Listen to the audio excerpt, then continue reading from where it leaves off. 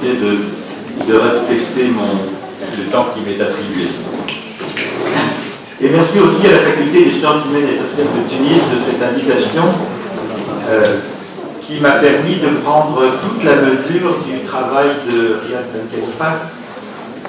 dont je connaissais au départ la thèse publiée, la délinquance en temps de crise, parce qu'effectivement ce travail était en résonance avec un certain nombre de mes propres recherches sur la question des archives judiciaires, de la justice, de la délinquance et de la criminalité à l'époque contemporaine, mais dont j'ignorais à peu près tout le reste. Et je crois que tout le reste ne se mesure pas au petit volume que j'ai pris la peine d'apporter de Paris, parce qu'en fait le dossier que nous a transmis Riyad Ben Khalifa pour cette habilitation est sans commune mesure avec ce que vous voyez là. C'est un dossier gigantesque, c'est un dossier substantiel, c'est un très gros dossier dont quelques éléments ont pu vous être montrés dans le PowerPoint qui a été présenté, mais qui témoigne d'une décennie j'ai envie de dire d'une décennie infatigable. Un temps, les travaux se sont succédés, énormément de communication, énormément d'articles publiés dans des revues à comité de lecture, énormément d'activités pédagogiques. Je vais bien sûr revenir sur un peu tout ça. Et je crois que l'ampleur, l'importance, la rigueur de ce dossier impressionnera tout chercheur par son immense investissement dans la vie intellectuelle et aussi, bien sûr, mais je vais revenir sur tout ça, dans la vie de son université. Le nombre et la qualité des publications qui ont été faites, des volumes collectifs, vous avez vu passer effectivement près de 4 volumes collectifs qui ont été dirigés par notre collègue, montre effectivement que dans son cas, les travaux personnels et les travaux collectifs rencontrent effectivement une limite très peu évidente. La thèse de Riyad Ben Khalifa, qui avait été soutenue à la fin des années 2000, a été en tout cas sous sa version publiée, développée sous le titre « Délinquance en temps de crise », avec des dates 1938-1944. J'ai envie de dire qu'on pourrait tout à fait prendre ces éléments et, en modifiant simplement un mot du titre, et en modifiant les dates, rendre compte assez justement de l'objet. Si je remplace délinquance par migration et que j'élargis la séquence chronologique de 1938 à 2020, je pense qu'on peut avoir une assez bonne idée du champ scientifique qui est couvert par le candidat. En fait, dès la thèse, la question d'immigration était majeure. En travaillant sur les archives des Alpes-Maritimes entre 1938 et 1944, la thèse montrait déjà que l'une des principales formes de transgression à l'œuvre dans ce département et étudiée effectivement dans la thèse consistait dans toute la question de l'arrivée dans les Alpes-Maritimes de ce que l'on appelait alors des indésirables, clandestins, réfugiés politiques, migrants, juifs tentant effectivement de quitter la France occupée, et que la question effectivement du contrôle, de la surveillance, de l'expulsion, de l'exclusion et des reconductions de migration dans ce département, de contrôle en quelque sorte effectivement des populations ou de leurs conditions de séjour, était au cœur effectivement de ce travail. Je pense que toute la décennie de travail que Riyad Ben Khalifa a opéré depuis s'est contenté, vous prendrez le terme pour ce qu'il est, c'est attaché en quelque sorte à élargir à la fois la séquence chronologique et le cadre géographique de ces travaux. Si on regarde un petit peu comment les choses se sont passées dans l'essentiel des publications qu'il a proposées, on s'aperçoit effectivement que les choses s'est fait en 2 temps, ou plutôt en 2 temps et demi. Le premier demi-temps, en quelque sorte, c'est tout ce qui relève de l'élargissement en fait, du questionnement initial sur les années noires dans les Alpes-Maritimes. Un certain nombre d'articles viennent dans le prolongement du livre compléter effectivement un certain nombre de données. Et puis il y a un moment central qui est, j'ai envie de dire, le moment de la guerre d'Algérie, 1954-1962. À partir des problématiques initiales, le travail s'est élargi effectivement à voir comment cette question de la surveillance des migrants, de la surveillance des clandestins, du travaux, des conditions de vie, cette fois-ci maintenant effectivement, dans la plupart des cas, des militants ou des travailleurs algériens autour effectivement de la guerre d'Algérie, tant pour, c'est un article qui est encore inédit mais qui va bientôt paraître, de la question de la recherche de fonds par les militants du FLN en France, mais aussi bien sûr de la question de la surveillance des Algériens dans les Alpes-Maritimes pendant la guerre d'Algérie, ou encore dans un autre travail qui est à paraître aussi, si ma donnée est bonne, de la question des étrangers et des migrations effectivement d'Algériens en France, on s'aperçoit effectivement qu'il y a là un élargissement substantiel de l'interrogation, mais dans un tout autre cadre, effectivement, qu'il élargit énormément. Et puis, la troisième étape, ça serait de voir effectivement comment, suivant en quelque sorte le mouvement de ces problématiques, il en est venu à étudier à peu près le même phénomène dans la Tunisie, le Maghreb et la Méditerranée d'aujourd'hui, et notamment effectivement après le choc politique et social que constitue effectivement la révolution de 2011 et les phénomènes qui l'ont suivi, et je pense notamment à la crise migratoire qui s'est développée à partir de la situation libyenne et au-delà. Ce qui fait que on peut tout à fait voir la grande cohérence intellectuelle et problématique de ce travail dans un rapport qui va suivre effectivement cette question qui est majeure dans l'histoire du XXe siècle, c'est-à-dire de la façon dont effectivement, à partir d'espaces donnés, les pouvoirs politiques et la vie ordinaire des individus, et on en revient à cette question centrale effectivement des jeux d'échelle, les pouvoirs, les institutions et la vie individuelle des contemporains sont confrontés à ce phénomène des migrations en temps de crise. Ce qui lui permet, et je voudrais insister sur ce point-là, de véritablement réussir à offrir sur ces questions des travaux qui me paraissent personnellement tout à fait décisifs, c'est l'extrême précision que ces recherches ont dans leur rapport aux sources. Je pense qu'on ne peut être que frappé dans la quasi-totalité des publications, en tout cas telles que je les ai regardées et étudiées, de la connaissance extrêmement précise des données d'archives. Je pense que les archives des Alpes-Maritimes, l'archive de Nice, dans la période qui va, on va dire, de la fin des années 30 à aujourd'hui, ont dans la personne de Riyad El Khalifa un excellent connaisseur. J'étais la semaine dernière à Nice pour une thèse, la thèse d'Aline Martinet, qui a travaillé effectivement sur la question criminelle et pénitentiaire dans le département des Alpes-Maritimes, en tout cas à Nice et Grasse essentiellement, on va dire depuis le début du XIXe siècle, mais surtout depuis le rattachement à la France jusqu'à 1939. Et le jury, avec beaucoup d'évidence, se dit pourquoi vous vous arrêtez en 1939? Et la question est qu'après 1939, la connaissance qu'a Riyad El Khalifa, qui a été beaucoup cité dans ce texte, la connaissance qu'il a des archives des Alpes-Maritimes à partir de là, valait effectivement pour un bon terminus. Ça, je crois que c'est quelque chose de tout à fait important. Mais cette connaissance et cet usage des archives ne s'arrêtent pas aux archives des Alpes-Maritimes. Moi, j'ai été frappé aussi, en lisant d'autres articles, de voir effectivement combien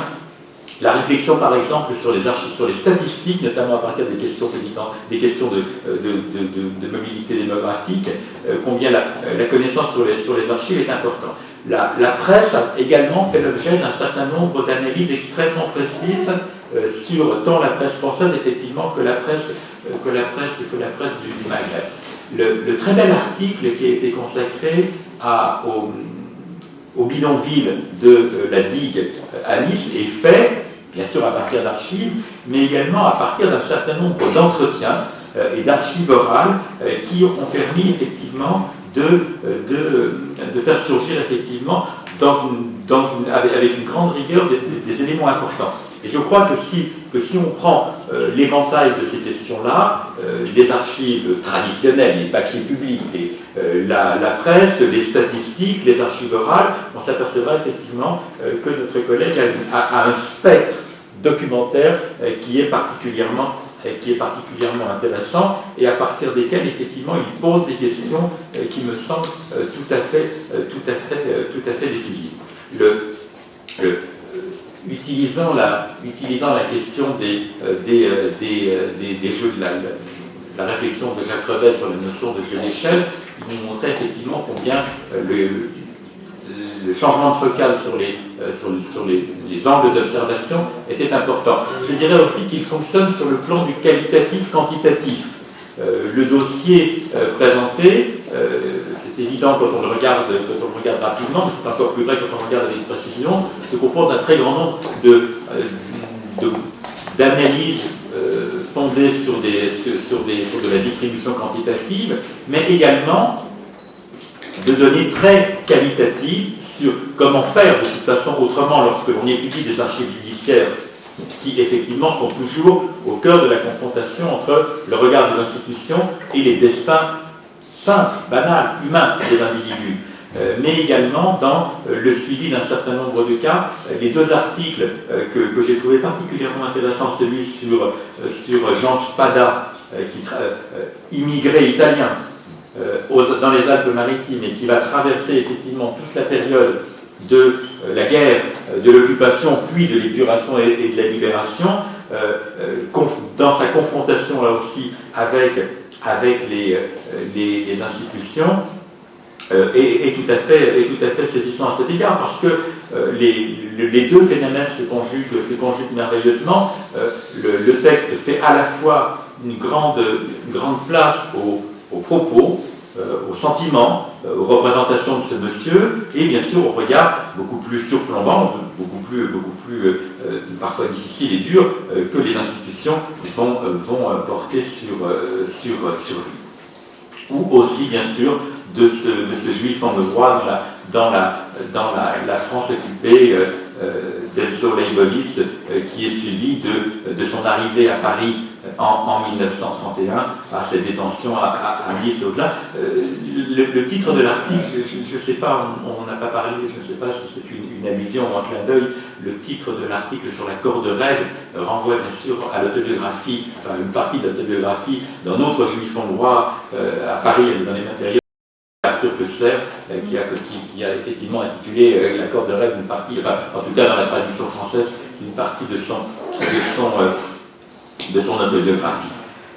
Donc, à cet égard, sans compter effectivement l'ouverture assez importante sur l'histoire urbaine, qui n'a pas été revendiquée par Riadra, mais qui me paraît intéressante, et pas seulement pour l'affaire du bidonville de la digue du Français à Nice, mais pour une large partie de ce travail dans lequel effectivement la ville, l'agglomération est un acteur important. Alors, ça c'est le parcours scientifique.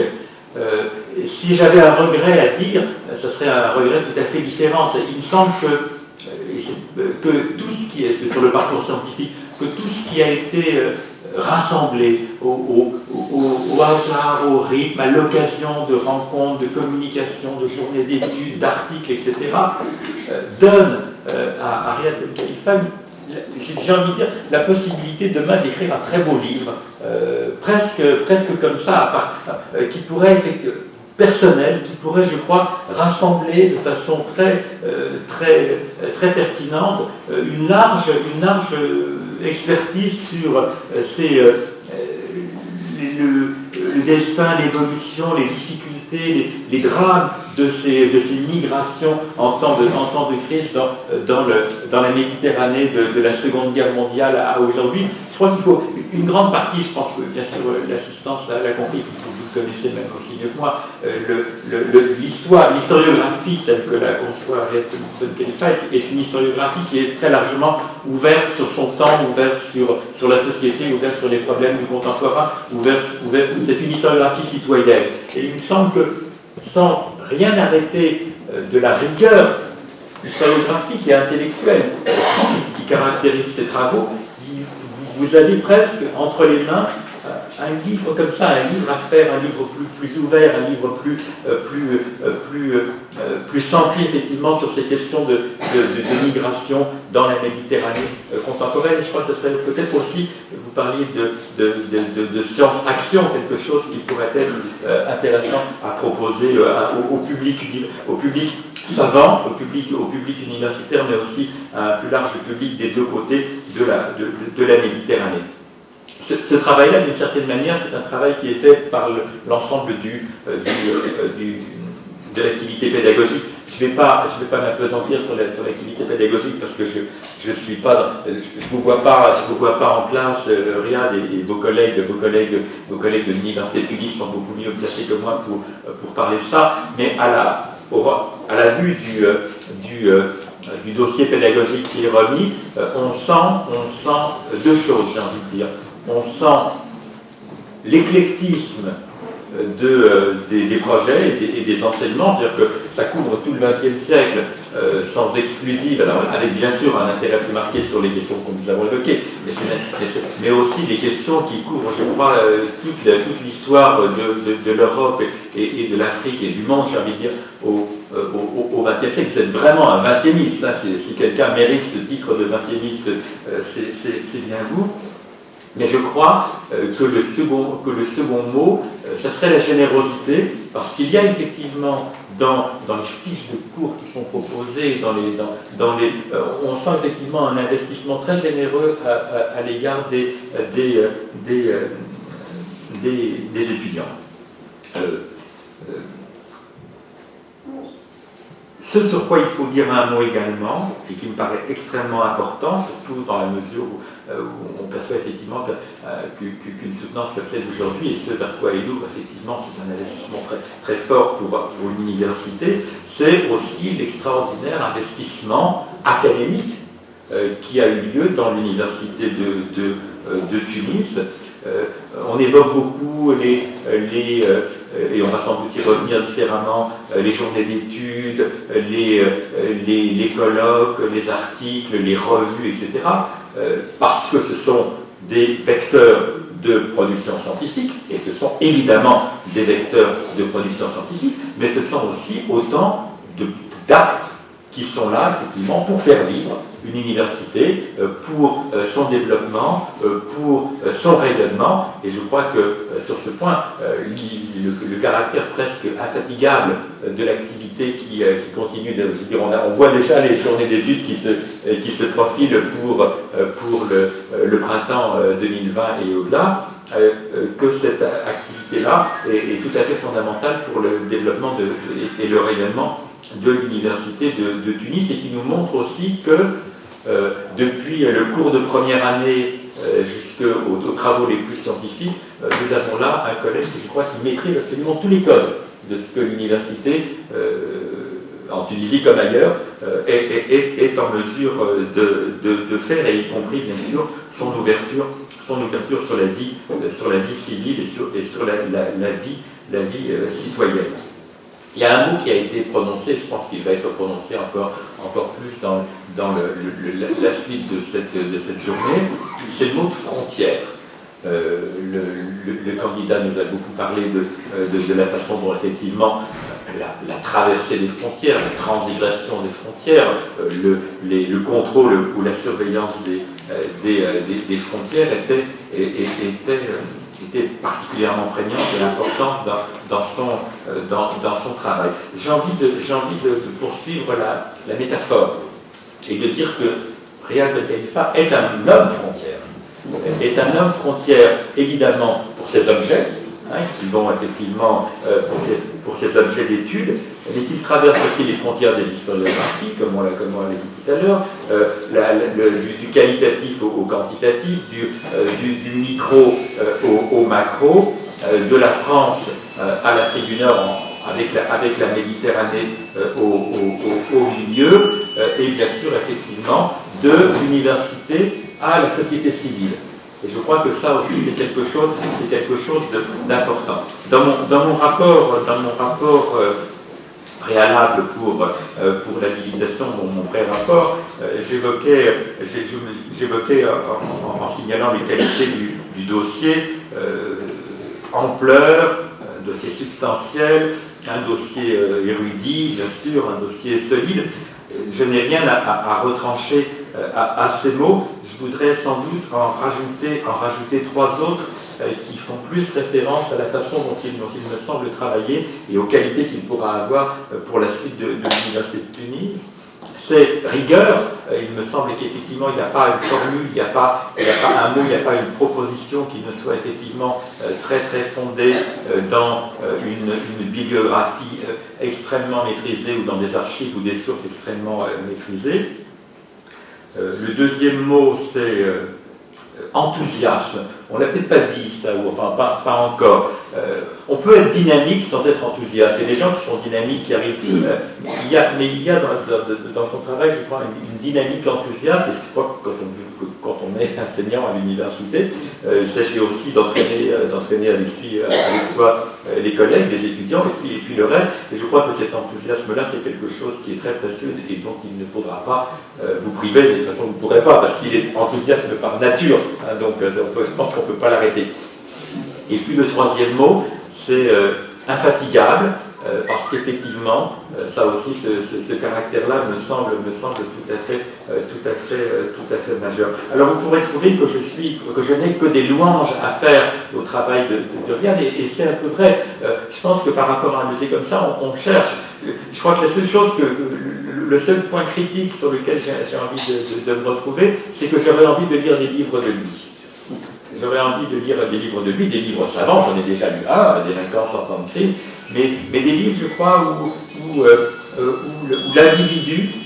pourrait effectivement s'exprimer à partir de tout son savoir érudit, des livres dans lesquels il pourrait s'exprimer de façon presque plus déliée. Et ça, je pense effectivement que des livres comme ça, il y en a sans doute à venir. Et le souhait, et je vais m'arrêter là parce que j'ai bien compris que le temps qui m'était le souhait, c'est qu'effectivement, tout ce travail érudit, tout ce travail pédagogique, tout ce travail d'animation et de rayonnement de l'université de Tunis continue avec une école aussi, mais je ne sais pas, ça c'est pas possible, enfin c'est pas possible, qui trouve aussi le temps pour écrire des livres personnels, peut-être la nuit, pour ne pas dormir, alors c'est un peu la seule chose. En tout cas, personnellement, je suis extrêmement flatté d'avoir été sollicité pour rendre compte d'un dossier que je trouve aussi beau et impressionnant. Voilà, et je vous remercie et je rends la parole au président. Merci, monsieur Dominique, de l'affichage que vous avez fait de ce dossier si volumineux. Vous avez mis bien en exergue son activité débordante, et je dois dire que Riad nous a désarmés tous avec son enthousiasme de prosélyte, je dirais. Donc on ne peut que faire révérence. Coup de chapeau. Je cède la parole au deuxième rapporteur, M. Hassan Al-Nabi.